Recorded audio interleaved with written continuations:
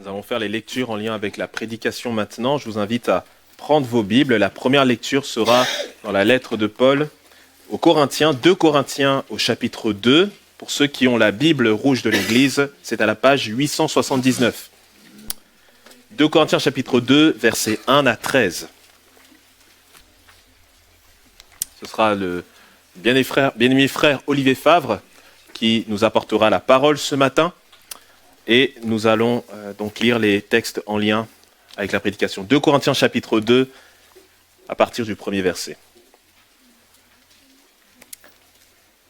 J'ai résolu donc en moi-même de ne pas retourner chez vous dans la tristesse. Car si je vous attriste, qui peut me réjouir, sinon celui qui est attristé par moi ? J'ai écrit comme je l'ai fait pour ne pas éprouver, à mon arrivée, de la tristesse de la part de ceux qui devaient me donner de la joie, ayant en vous toute cette confiance que ma joie est la vôtre à tous. C'est dans une grande affliction, le cœur angoissé, et avec beaucoup de larmes que je vous ai écrit. Non pas afin que vous soyez attristés, mais afin que vous connaissiez l'amour extrême que j'ai pour vous. Si quelqu'un a été une cause de tristesse, ce n'est pas moi qui l'a attristé, c'est vous tous, du moins en partie, pour ne rien exagérer. Il suffit pour cet homme du châtiment qui lui a été infligé par le plus grand nombre, en sorte que vous devez bien plutôt lui pardonner et le consoler, de peur qu'il ne soit accablé par une tristesse excessive. Je vous exhorte donc à faire acte de charité envers lui, car je vous ai écrit aussi dans le but de connaître, en vous mettant à l'épreuve, si vous êtes obéissants en toutes choses. Or, à qui vous pardonnez, je pardonne aussi. Et ce que j'ai pardonné, si j'ai pardonné quelque chose, c'est à cause de vous en présence de Christ, afin de ne pas laisser à Satan l'avantage sur nous, car nous n'ignorons pas ses desseins. Au reste, lorsque je fus arrivé à Troas pour l'évangile de Christ, quoique le Seigneur m'y ait ouvert une porte, je n'eus point de repos d'esprit, parce que je ne trouvais pas Tite mon frère. C'est pourquoi, ayant pris congé d'eux, je partis pour la Macédoine. Jusqu'ici, la première lecture, et la deuxième lecture est un peu plus loin, au chapitre 7, des versets 5 jusqu'au verset 11, page 882 pour ceux qui ont la Bible de l'Église. Nous allons lire en fait la suite de ce que nous venons de lire. 2 Corinthiens chapitre 7, versets 5 à 11. Car depuis notre arrivée en Macédoine, notre chair n'eut aucun repos. Nous étions affligés de toute manière, lutte au dehors, crainte au dedans. Mais Dieu, qui console ceux qui sont abattus, nous a consolés par l'arrivée de Tite. Et non seulement par son arrivée, mais encore par la consolation que Tite lui-même ressentait à votre sujet. Il nous a raconté votre ardent désir, vos larmes, votre zèle pour moi, en sorte que ma joie a été d'autant plus grande. Quoique je vous ai attristé par ma lettre, je ne m'en repens pas. Et si je m'en suis repenti, car je vois que cette lettre vous a attristé bien que momentanément, je me réjouis à cette heure, non pas de ce que vous avez été attristé, mais de ce que votre tristesse vous a porté à la repentance. Car vous avez été attristé selon Dieu, afin de ne recevoir de notre part aucun dommage. En effet, la tristesse selon Dieu produit une repentance à salut dont on ne se repent jamais, tandis que la tristesse du monde produit la mort. Et voici cette même tristesse selon Dieu. Quel empressement n'a-t-elle pas produit en vous ? Quelle justification ? Quelle indignation ? Quelle crainte ? Quel désir ardent ? Quel zèle ? Quelle punition ? Vous avez montré à tous égards que vous étiez purs dans cette affaire. Fin de notre deuxième lecture, et la dernière lecture sera dans l'Évangile selon Matthieu, chapitre 18, versets 21 à 35, page 748 pour ceux qui ont la Bible rouge de l'Église. Matthieu chapitre 18, versets 21 à 35. Parabole de notre Seigneur Jésus que nous connaissons probablement. Matthieu chapitre 18, verset 21. Nous lisons. Alors Pierre s'approcha de lui, de Jésus, et dit, « Seigneur, combien de fois pardonnerai-je à mon frère lorsqu'il péchera contre moi? Sera-ce jusqu'à 7 fois ?» Jésus lui dit, « Je ne te dis pas jusqu'à 7 fois, mais jusqu'à 70 fois 7 fois. » C'est pourquoi le royaume des cieux est semblable à un roi qui voulut faire rendre compte à ses serviteurs. Quand il se mit à compter, on lui en amena un qui devait 10 000 talents. C'est comme il n'avait pas de quoi payer, son maître ordonna qu'il soit vendu, lui, sa femme, ses enfants et tout ce qu'il avait, et que la dette soit acquittée. Le serviteur, se jetant à terre, se prosterna devant lui et dit, « Seigneur, aie patience envers moi, et je te payerai tout. » Ému de compassion, le maître de ce serviteur le laissa aller et lui remit la dette. Après qu'il fut sorti, ce serviteur rencontra un de ses compagnons qui lui devait 100 deniers. Il le saisit et l'étranglait en disant « Paye ce que tu me dois !» Son compagnon, se jetant à terre, le suppliait disant « Aie patience envers moi et je te payerai !» Mais l'autre ne voulut pas, et il alla le jeter en prison jusqu'à ce qu'il ait payé tout ce qu'il devait. Ses compagnons, ayant vu ce qui était arrivé, furent profondément attristés, et ils allèrent raconter à leur maître tout ce qui s'était passé. Alors le maître fit appeler ce serviteur et lui dit, « Méchant serviteur, je t'avais remis en entier ta dette parce que tu m'en avais supplié. Ne devais-tu pas aussi avoir pitié de ton compagnon comme j'ai eu pitié de toi ?» Et son maître, irrité, le livra au bourreau jusqu'à ce qu'il ait payé tout ce qu'il devait. C'est ainsi que mon Père céleste vous traitera si chacun de vous ne pardonne à son frère de tout son cœur. Jusqu'ici, lecture de la parole. Je vais prier et ensuite les enfants pourront aller à l'école du dimanche et je laisserai la place à notre bien-aimé Olivier Favre. Prions.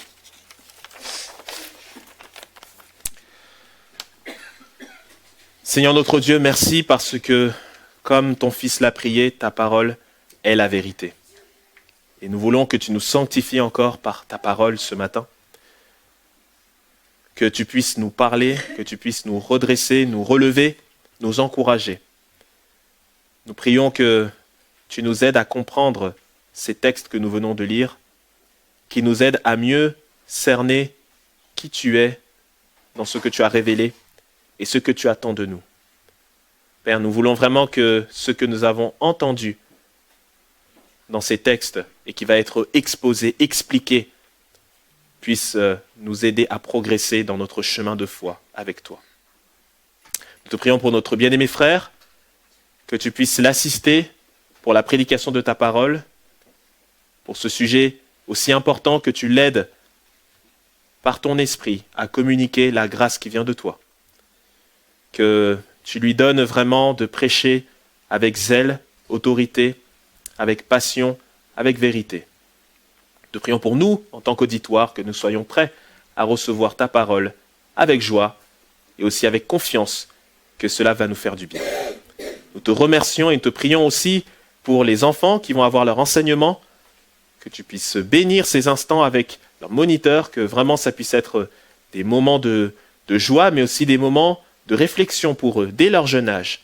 Parle à leur cœur et montre-leur que tu es le Seigneur de leur vie, qui veut devenir totalement leur Seigneur par la foi. Nous te prions vraiment de les bénir et de bénir ces instants que nous passons ensemble, dans le nom de Jésus. Amen.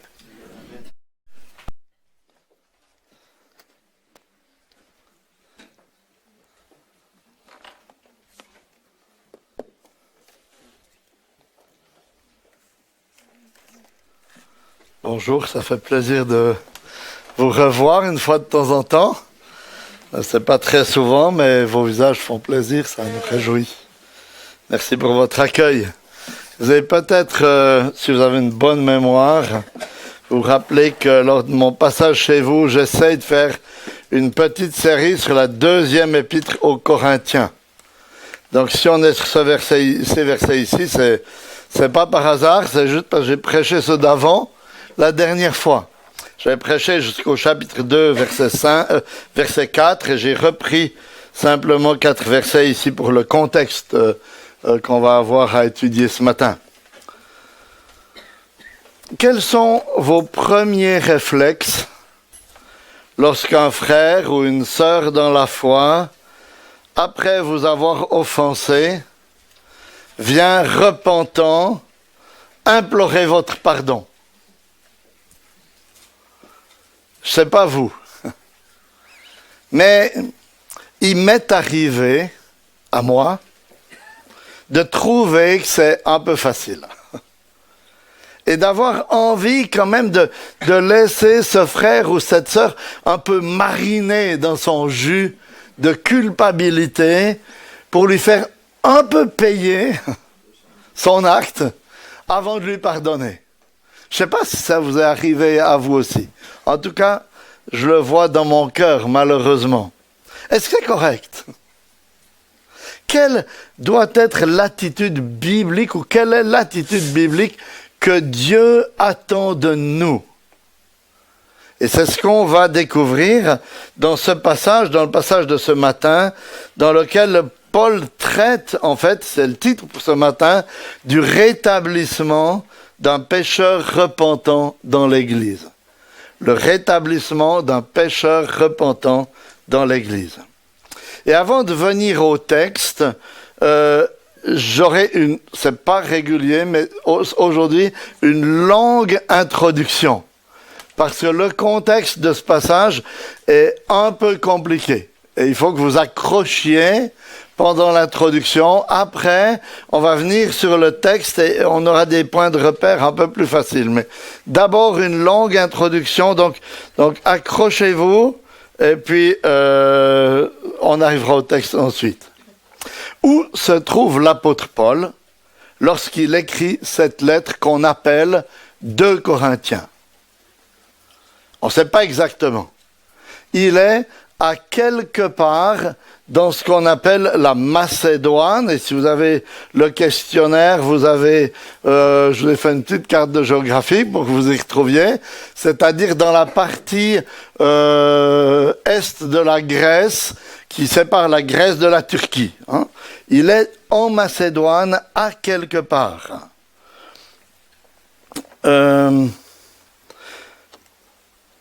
Il écrit, après avoir quitté la ville d'Éphèse, dans laquelle il a été pendant 3 ans. Cette lettre que Paul écrit est la plus personnelle, en tout cas de ses lettres par rapport à lui-même et à son ministère. Il l'a écrit à l'église de Corinthe qu'il avait fondée lors de son 2e voyage missionnaire. Et qui est l'église qui lui a causé, je crois, le plus de soucis, de tristesse, et sans doute de nuits d'insomnie de toutes les églises.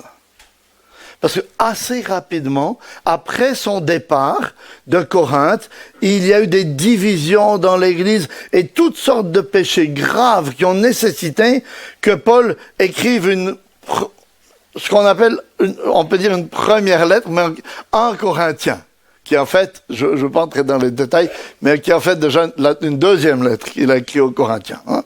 Mais 1 Corinthien, qui est, selon qu'un commentateur résume ainsi, 20 problèmes qui ont presque tué une église. Donc ça, c'était l'état de l'église de Corinthe à l'époque. Hein.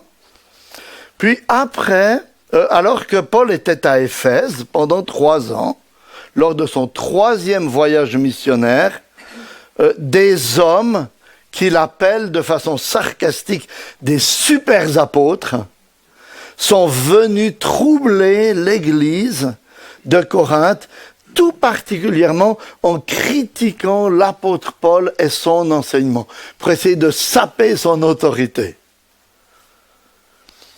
Et on suppose que cela a contraint Paul à faire un voyage rapide d'Éphèse à Corinthe, si vous regardez la carte, en bateau, rapidement, il a traversé la mer Égée pour aller d'Éphèse à Corinthe pour essayer de régler ce problème. Pourquoi est-ce qu'on pense que c'est le cas, alors que le livre des Actes n'en parle pas? En fait, c'est parce que dans 2 Corinthiens 12, verset 14, Paul dit: voici, je suis prêt à aller chez vous pour la 3e fois. Donc s'il va pour la 3e fois, ça veut dire qu'il y a une 2e avant. Et comme elle n'est pas mentionnée dans les Actes, on pense qu'à ce moment-là, que Paul est allé rapidement pour essayer de régler le problème. Et c'est une 2e visite de Paul. Et comment est-ce que cette visite s'est passée? Très mal. Parce que Paul, qui affectionnait énormément cette église qu'il avait fondée, a été profondément attristé par les attaques formulées par ces super apôtres, et en particulier par un homme, dont on ne sait pas le nom, mais qui est mentionné au chapitre 2, verset 6, et par l'accueil, semble-t-il, favorable que l'église de Corinthe a accordé à ces super apôtres et à cet homme. Si bien que Paul était tellement déçu, attristé, il le dit, verset 4 du chapitre 2, « C'est dans une grande affliction, le cœur serré, avec beaucoup de larmes que je vous ai écrit, non pour vous attrister, mais pour que vous connaissiez l'amour extrême que j'ai pour vous. » Donc, au lieu d'aller dans cet état à Corinthe, il a décidé d'écrire une lettre. Il s'est dit, je pense, si j'écris une lettre, ça leur permet de réfléchir, de digérer de leur côté, sans qu'il y ait de pression ou autre. Et il a écrit cette lettre que nous n'avons pas, qu'on appelle, que la plupart des théologiens appellent la lettre sévère. On ne sait pas ce qu'il y avait dedans, si ce n'est quand même par... on devine un peu le contenu grâce aux résultats que cette lettre a produit, en fait, dans le cœur des Corinthiens. Oui, il semble que dans cette lettre, Paul a exhorté l'église de Corinthe à exercer ce qu'on appelle la discipline d'église. On va y revenir tout à l'heure, mais la discipline d'église envers cet homme qui s'était opposé à lui, et que Paul avait, alors que Paul avait agi avec une conscience bonne, comme il le dit au chapitre 1er.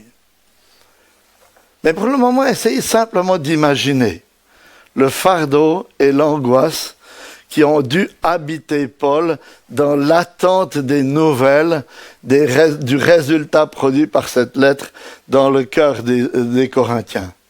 Nous, aujourd'hui, on n'a plus l'habitude de ça. On est fâché avec quelqu'un, on envoie un message bien musclé, et puis paf, dans les 5 minutes qui suivent, on a la réponse. Souvent tout aussi musclé, voire plus.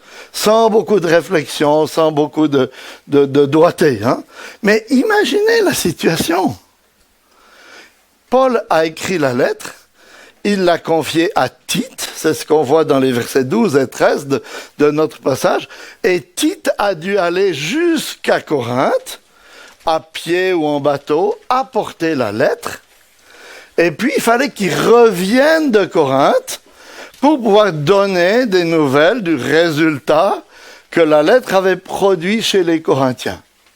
Donc il s'est sans doute écoulé plusieurs mois entre le moment où la lettre a été écrite et où Paul a entendu parler du résultat que cette lettre a produit. Et en fait, on ressent cette tension chez Paul quand on lit les versets 12 et 13 du chapitre 2. Regardez avec moi, chapitre 2, 2 Corinthiens 2, versets 12 et 13. Lorsque je suis arrivé à Troas pour l'évangile du Christ, bien que le Seigneur m'y ait ouvert une porte, mon esprit n'a pas eu de repos, parce que je n'ai pas trouvé Tite mon frère. Alors j'ai pris congé d'eux et suis parti pour la Macédoine.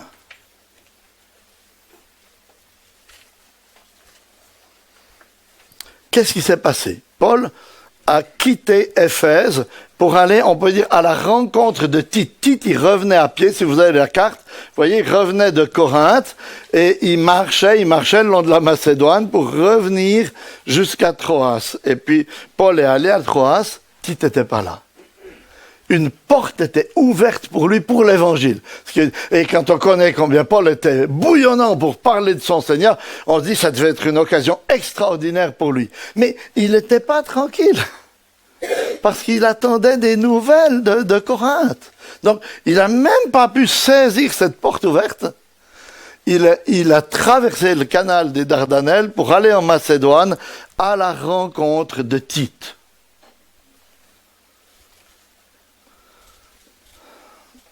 Et cette impatience de Paul, à savoir quel était le résultat de cette lettre, démontre quel peut être le poids que le souci d'une église peut avoir sur un pasteur qui aime l'église. Il aimait cette église, il l'avait fondée. C'était entre guillemets son enfant spirituel. Et il était affecté de ne pas savoir comment l'église avait réagi à la lettre qu'il lui avait envoyée. Et je crois que c'est quelque chose dont chaque église et chaque croyant devrait prendre conscience.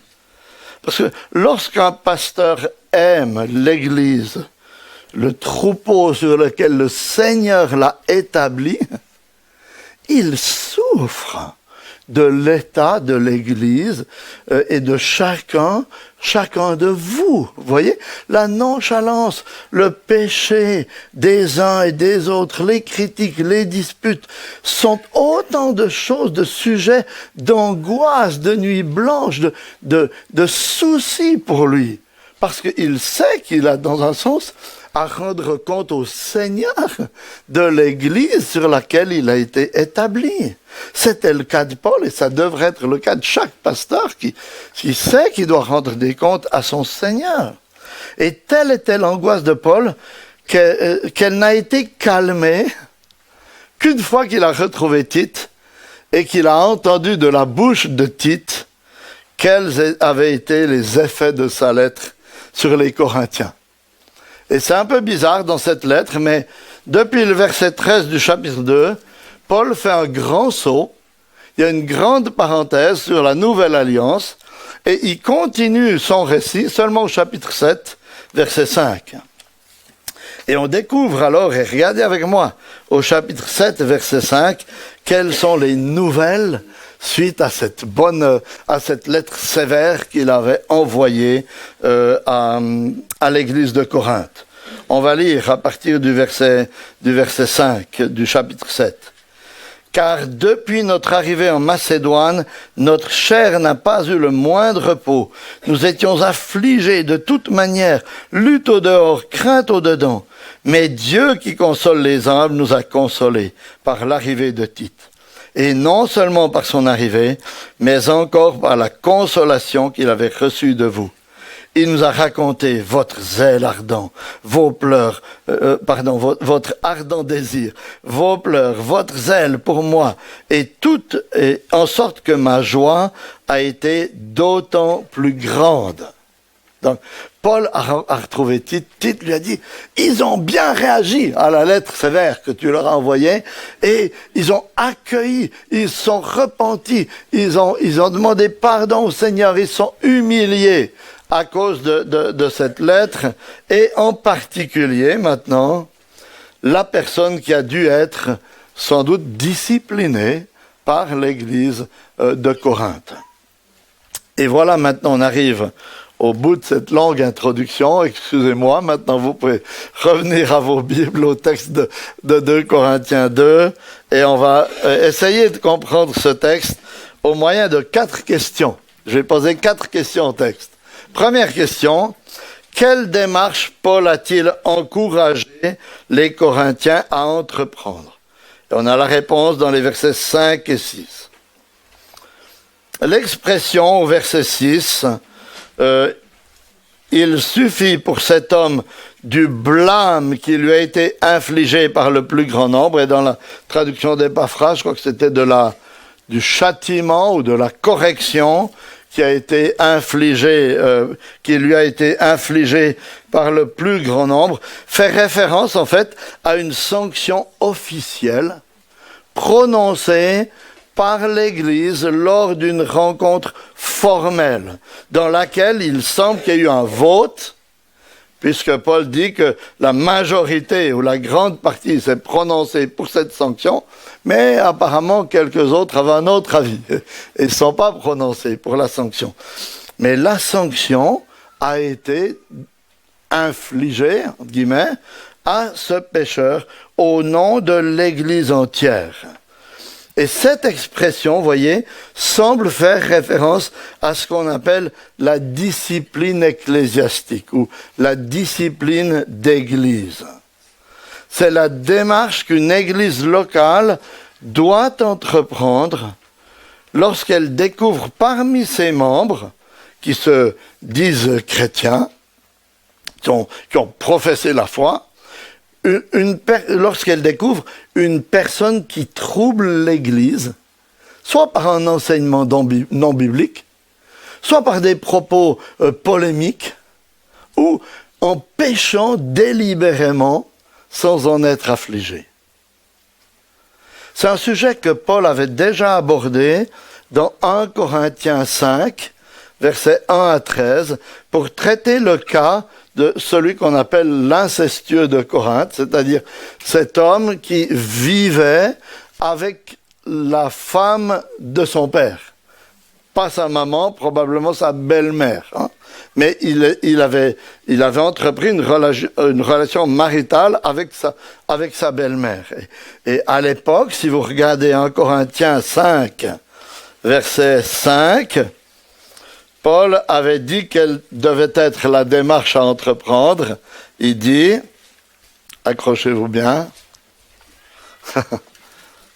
qu'un tel homme soit livré à Satan pour la destruction de la chair, afin que l'esprit soit sauvé au jour du Seigneur Jésus. Alors, qu'est-ce que Paul voulait dire? C'est ce qu'on appelle aussi excommunier. Il faut expliquer ces mots parce qu'ils font un peu peur en général.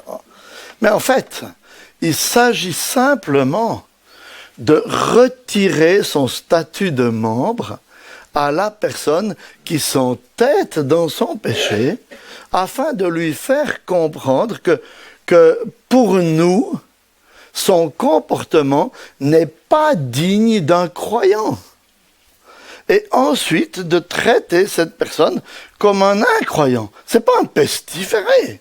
C'est une personne qu'il faut accueillir, même accueillir au culte, mais en lui disant, on va plus t'appeler bien-aimé frère ou je sais pas comment, mais pour nous, tu es un incroyant qui a besoin d'entendre l'évangile pour te repentir de ton péché. Et il existe un excellent petit livre de Jonathan Leeman dans la série des 9 Marks sur la question, sur le sujet. Et si c'est pas clair, parce que moi je ne veux pas passer tout mon temps après à vous enseigner sur la discipline d'église, lisez-le, je crois qu'il y en a même plusieurs exemplaires dans la bibliothèque de l'église, la discipline d'église par Jonathan Leeman.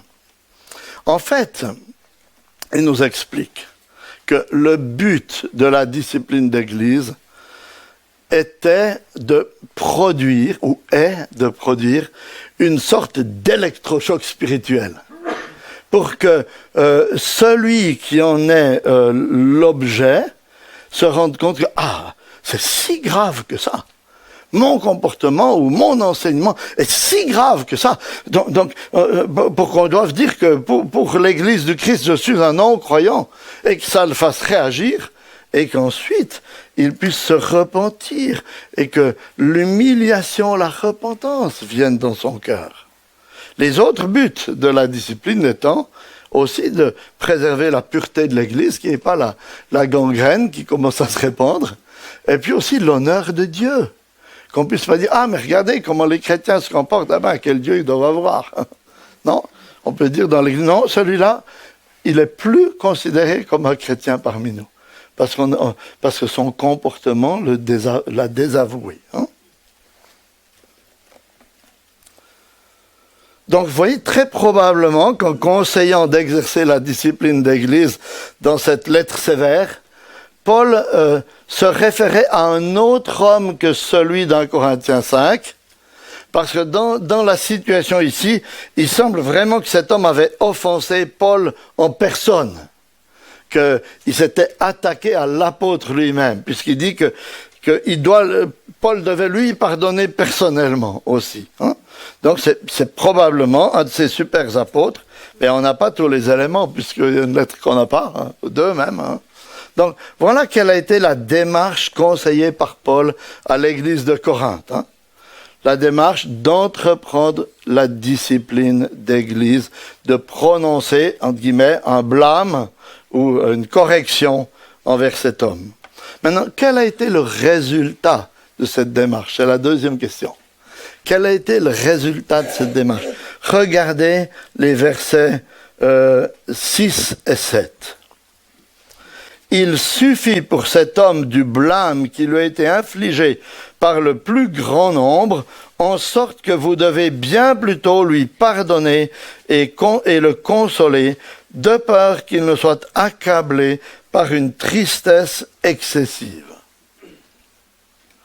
Le blâme infligé par l'Église a amené cet homme à l'humiliation et à la repentance à cause de son péché. C'est le terme, c'est pas les termes qui sont employés ici, mais ils sont sous-entendus dans le mot tristesse. Parce qu'en fait, Paul nous enseigne un peu plus loin, dans 2 Corinthiens 7, que dans la vie, il y a deux sortes de tristesse. Il y a une tristesse selon le monde, qui produit la mort, parce qu'elle est produite par des remords, et elle conduit au désespoir, comme ce fut le cas de Judas en fait. Judas, il était triste après avoir trahi son Seigneur, mais il n'était pas triste de la bonne manière, parce que quand on est triste de la bonne manière, ça nous conduit à nous jeter dans les bras du Seigneur. Mais lui, il avait des remords, il était attristé, on pourrait dire, presque pour lui-même, pour les conséquences de son acte pour lui-même. Et au lieu d'aller se jeter dans les bras du Seigneur, il allait se pendre. Ça, c'est la tristesse selon le monde. Et il y a une tristesse selon Dieu. Une tristesse qui conduit à la repentance et même au salut. Une tristesse qui nous afflige, qui nous montre notre indignité, notre misère, et qui nous pousse à nous jeter dans les bras du Seigneur pour trouver auprès de lui le repos dont nous avons besoin. J'ai déjà cité cette phrase d'Augustin, mais je la trouve tellement belle que je la cite à nouveau. « Veux-tu fuir la colère de Dieu? Cours te réfugier dans ses bras. » Parce qu'il n'y a pas d'autre endroit où on peut trouver la paix. C'est dans les bras de ce Dieu qui est en colère, parce qu'il a envoyé son Fils Jésus pour prendre la colère à notre place. Et vous voyez, c'est de cette seconde tristesse dont il est question ici. Le blâme de l'Église, la mesure disciplinaire, a conduit cet homme à voir la gravité de son péché dans son attitude et ses propos envers l'apôtre. Et ayant pris conscience de cela, il a été brisé dans son cœur, puis il a fait connaître sa repentance à l'Église et il a démontré sa tristesse. C'est ça la repentance. Prendre conscience de son péché, en être attristé dans son cœur, le confesser à Dieu, mais aussi aux personnes offensées, et s'en séparer et s'en détourner. C'est beaucoup plus que de simples excuses. La repentance implique une vraie prise de conscience qu'on a offensé Dieu et qu'on a offensé les frères et sœurs. Et cette situation ici nécessitait une repentance publique et une réhabilitation publique parce que la faute était publique.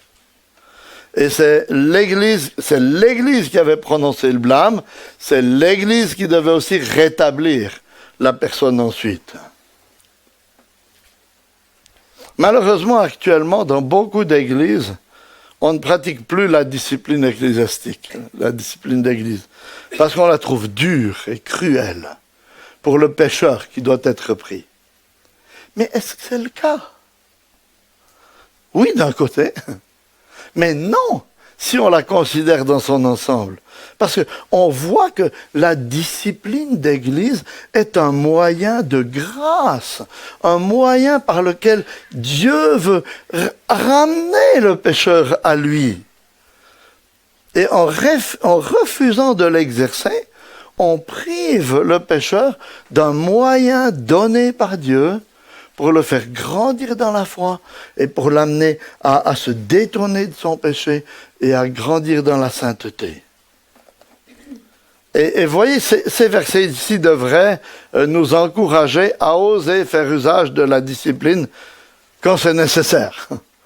Il ne s'agit pas de commencer à blâmer tout le monde dans l'Église. C'est quand il y a une situation vraiment nécessaire.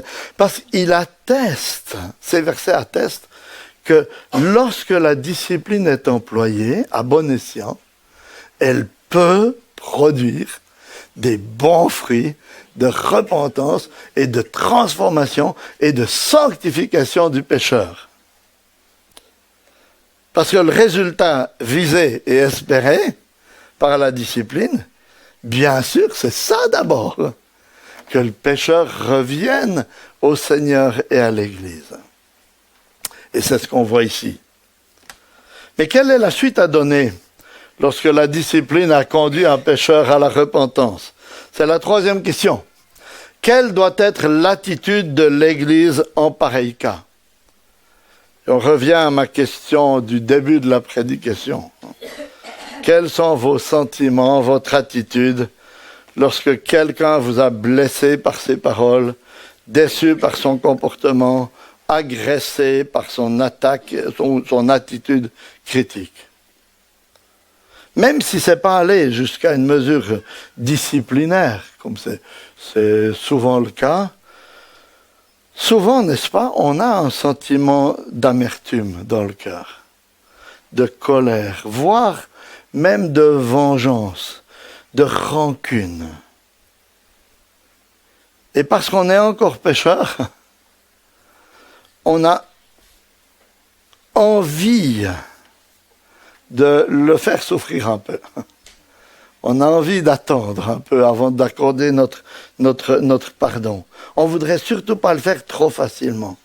Et c'est exactement ce genre de sentiment qui habitait l'église de Corinthe, qui était en train de la conduire à ne pas vouloir pardonner facilement, tout de suite, à ce pécheur repentant et à le laisser être un peu rongé par sa tristesse. C'est ce qu'il dit au verset 7, vous voyez, en sorte que vous devez bien plutôt lui pardonner et le consoler, de peur qu'il ne soit accablé par une tristesse excessive, rongé par la tristesse.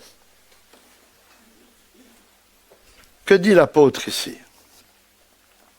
Lui qui était vraisemblablement le principal offensé, il encourage l'Église à 3 attitudes claires à l'égard de ce pécheur repentant.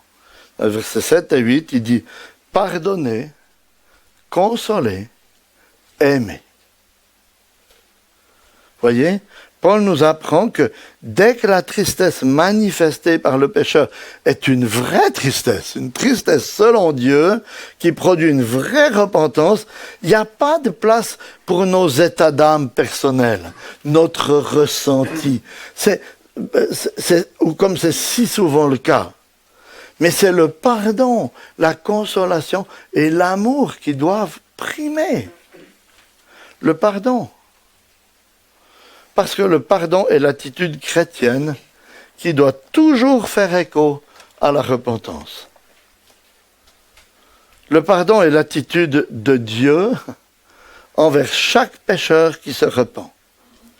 Et c'est toujours l'attitude que Dieu exige du chrétien qui se trouve face à un frère, à une sœur qui se repent sincèrement de son péché envers lui. Luc 17, 3.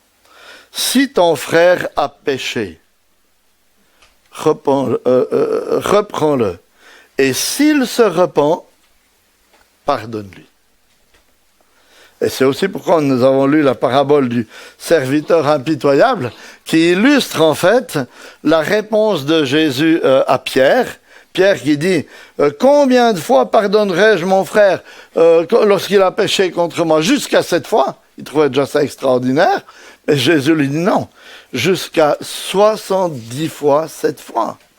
Et il continue avec la fameuse parabole du serviteur impitoyable, en montrant que en fait, la proportion du pardon de Dieu envers nous par rapport à tout ce qu'on ne devra jamais pardonner aux autres est vraiment insignifiante au niveau de notre pardon. C'était 2000 ans de salaire qui a été remis au serviteur impitoyable, alors que lui devait remettre 1 année de salaire à son ami. Et il a refusé. Vous voyez la proportion? Pardonner, c'est le trait caractéristique de celui qui a compris le pardon de Dieu. Pardonner, c'est pas oublier, comme on l'entend parfois. Parce qu'on a été créé avec une mémoire. On ne peut pas oublier. Mais pardonner, c'est ne plus accepter que cette offense pardonnée entre en compte dans ma relation avec l'autre personne et agir avec générosité, bonté envers elle. C'est pourquoi Paul ensuite, après avoir parlé de pardonner, parle de la consolation. Qu'est-ce qui se passe lorsqu'on se rend compte qu'on a péché, qu'on a pu blesser les autres par notre attitude, nos actes? Qu'est-ce qui se passe en vous? Moi, je suis triste. Et même si je me repens, il arrive que je reste triste d'avoir pu blesser l'autre, d'avoir pu faire des choses qui ne glorifiaient pas Dieu à son égard, etc.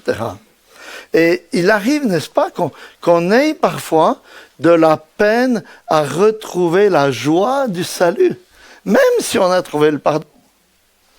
Et c'est ce que David avait expérimenté après son péché avec Bathsheba. Quand au psaume 51, verset 14, il dit « Rends-moi la joie de ton salut et qu'un esprit de bonne volonté me soutienne. » Alors, quelle devrait être l'attitude de l'Église lorsqu'un pécheur se repent? Paul nous dit qu'elle ne doit pas lui presser sur la tête et insister encore plus sur la gravité de son péché, sur toutes les conséquences qui peuvent en découler. Au contraire, elle doit le consoler, parce qu'il est souvent déjà assez accablé lui-même par son péché. Comment est-ce qu'on peut consoler une personne qui est attristée par son péché, peut-être parce qu'elle nous a offensés?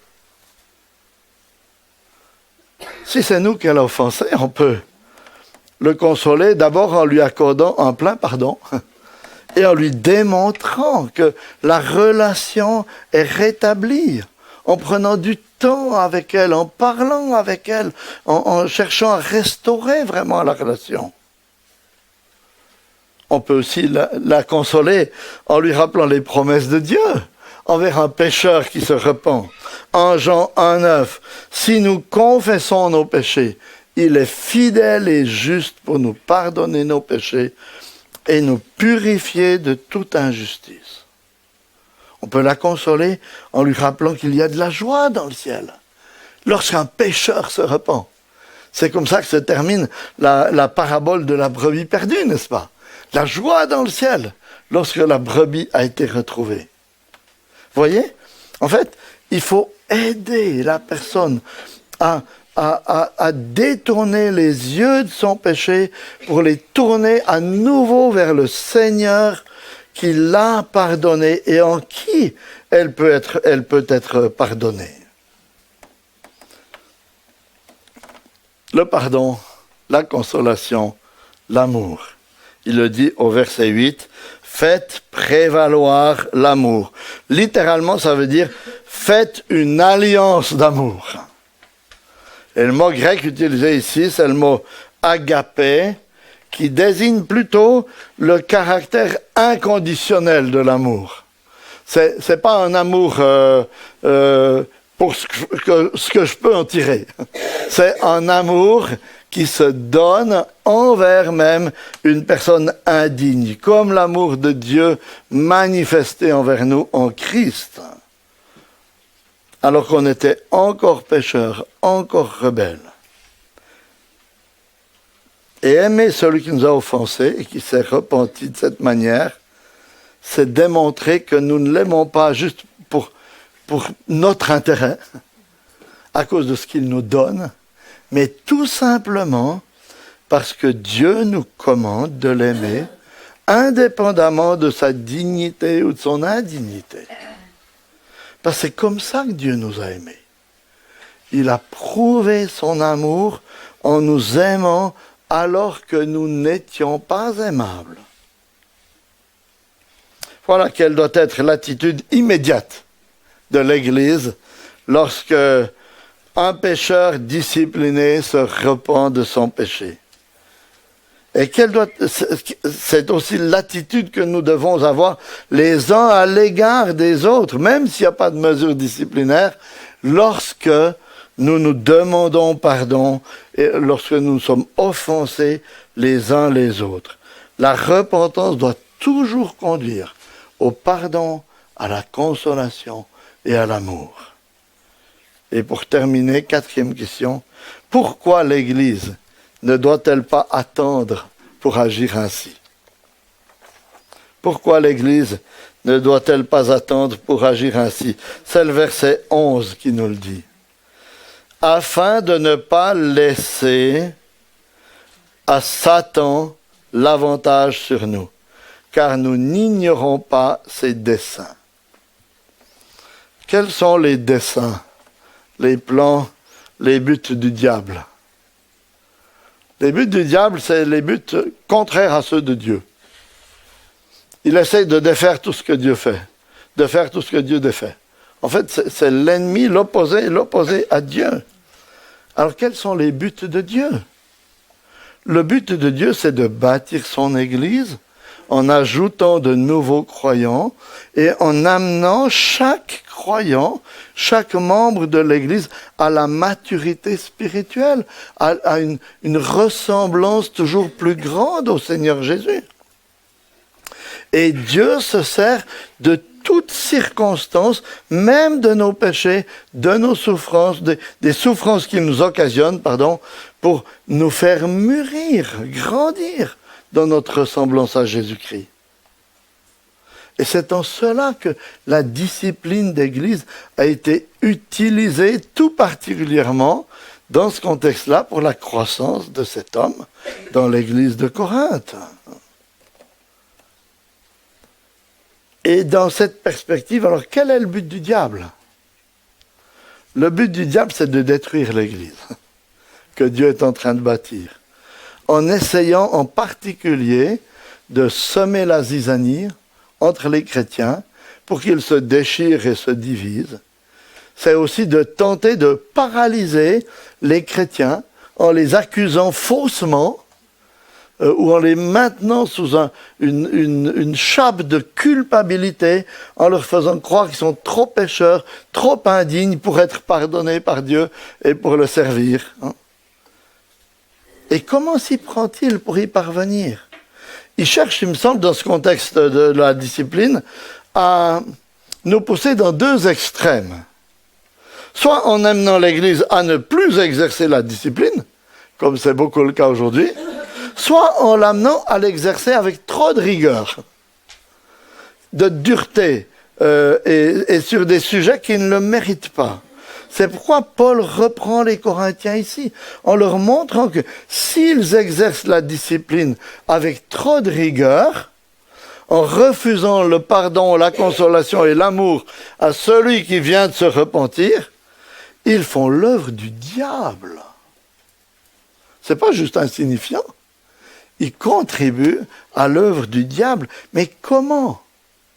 Verset 7 nous dit, en accablant le pécheur avec une tristesse excessive en fait. Parce qu'en refusant le pardon à celui qui se repent, nous le mettons sous un poids terrible de culpabilité qui l'empêche de se pardonner lui-même son péché et d'accepter le pardon de Dieu. Et ainsi, sa vie chrétienne va être totalement paralysée. Il devient un triste chrétien qui risque même de quitter l'Église tant il aura honte de son péché. Et ainsi, Satan aura réussi dans son entreprise de division, de destruction. Mais mes chers frères et sœurs, l'Église est un rassemblement de pécheurs. Un rassemblement de pécheurs sauvés par grâce. Et le pardon que Dieu nous a accordé en Christ est toujours beaucoup, beaucoup, beaucoup plus grand que tout ce que vous aurez à pardonner à vos frères et sœurs pendant toute votre vie, même si vous vivez jusqu'à 100 ans et plus. Alors que le Seigneur nous donne un cœur tendre, afin qu'on soit prompt à reconnaître nos péchés et à nous pardonner réciproquement, afin de ne pas laisser l'avantage à Satan. Et pour vous qui n'êtes peut-être pas encore chrétiens ce matin, c'était une prédication, j'en conviens, peut-être un peu technique pour vous.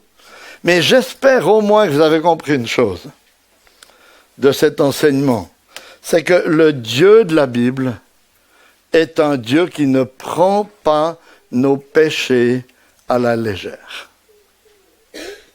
C'est pas un vieux grand-père un peu gâteux au ciel qui balaye d'un revers de main les péchés des uns et des autres. Il prend nos péchés au sérieux, tellement au sérieux, qu'il a envoyé son Fils depuis le ciel pour prendre sur lui la condamnation de tous ceux qui placent leur confiance en lui. Et vous voyez, c'est une prédication qui, même si vous n'avez pas tout compris, vous incite à reconnaître que vous êtes pécheur et à comprendre que Jésus-Christ est celui qui est venu dans ce monde pour des pécheurs, comme vous, comme moi, et qu'il pardonne parfaitement tous ceux qui viennent à lui. C'est pourquoi l'Église doit être un peuple qui accueille chaleureusement les pécheurs repentants, parce qu'on en fait tous partie. Et la repentance, ce n'est pas l'histoire d'une fois dans notre vie, c'est une réalité quotidienne, parce qu'on demeure pécheur jusqu'à ce que nous rencontrions notre Seigneur face à face. Amen.